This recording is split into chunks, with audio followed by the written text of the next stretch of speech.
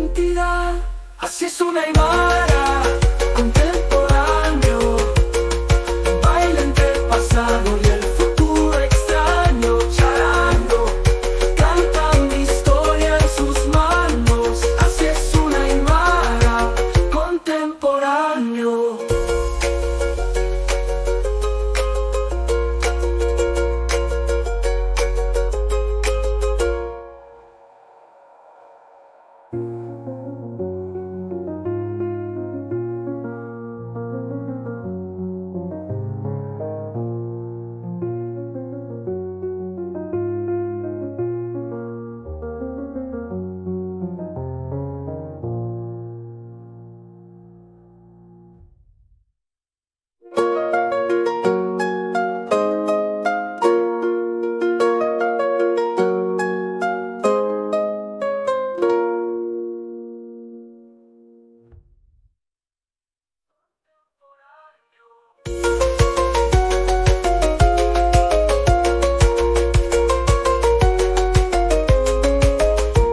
Los ríos que corren se llevan mi ser.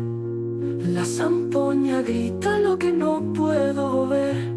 En cada latido mi pueblo volver. Donde el bombombo ruge su verdad, encuentro mi fuerza, mi identidad.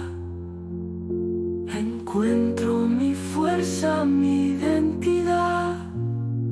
Así es una Aymara contemporáneo, baila entre el pasado y el futuro extraño. Charango, canta mi historia en sus manos. Así es una Aymara contemporáneo.